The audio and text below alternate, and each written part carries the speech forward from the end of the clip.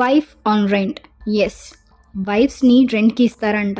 Village in India with train system. Houses, cars, bikes, even dresses కూడా రెంట్కి ఇస్తారు. ఇది ఇండియాలో చాలా కామన్. బట్ మీరు ఎప్పుడైనా వైఫ్స్ని రెంట్కి ఇవ్వడం విన్నారా? అది కూడా గవర్నమెంట్ స్టాంప్ వేసి. వెరీ స్ట్రేంజ్ కదా. There is one such place in India where this practice exist. ఈ స్ట్రేంజ్ ప్రాక్టీస్ మధ్యప్రదేశ్లో శివపురి డిస్ట్రిక్ట్లోని సమ్ విలేజెస్లో జరుగుతుంది. ఈ స్ట్రేంజ్ సిస్టమ్ని దదీచా ప్రథాగా పిలుస్తారు. సో ఇక్కడ తమ భార్యల్ని ఒక సర్టెన్ పీరియడ్ ఆఫ్ టైం, అంటే 1 month నుండి 1 year వరకు రెంట్కి ఇస్తారు. సో ఈ థింగ్ ఒక మార్కెట్ ఓరియంటెడ్ సిస్టంలో ఉంటుంది. సో ఆ మార్కెట్లో వైఫ్స్ని రెంట్కి ఇస్తారు, అలానే కొనుక్కుంటారు. సో ట్రాన్సాక్షన్ పూర్తయిన తర్వాత ఎవరైతే కొంటారో వాళ్ళకి అలానే ఆ లేడీకి మధ్య కాంట్రాక్ట్ ఏర్పడుతుంది. ₹10 to ₹100 స్టాంప్ పేపర్లో ఈ కాంట్రాక్ట్ రూపొందించబడుతుంది. ఆ విమెన్ స్టాంప్ పేపర్స్ని ఇవ్వడం ద్వారా మళ్ళీ రీసోల్ చేయడానికి సిస్టమ్ అనుమతిస్తుంది. కాంట్రాక్ట్ ఎండింగ్ అప్పటికి ఆ లేడీ హయ్యర్ అమౌంట్ రెన్యూ చేయబడుతుంది. దీనికి ఆ లేడీ ఒక ఎఫిడవిట్ని ఇవ్వాల్సి ఉంటుంది.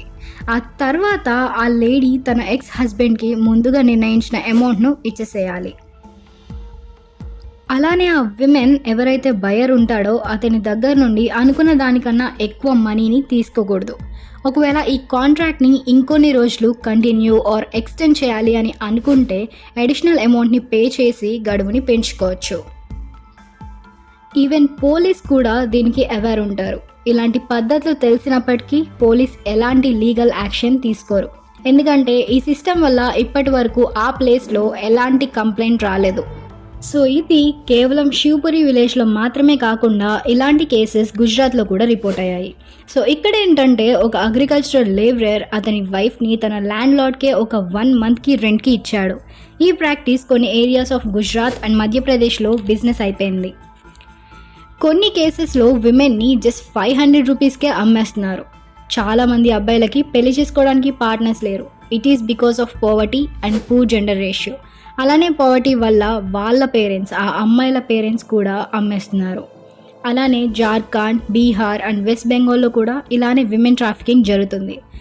So poverty and poor gender రేషియోనే విమెన్ ట్రాఫికింగ్కి మెయిన్ రీజన్ అని కూడా చెప్పొచ్చు. సో దీని మీద మీ ఒపీనియన్ ఏంటో కమెంట్ చేయండి. Please do subscribe and follow us on Instagram for such content.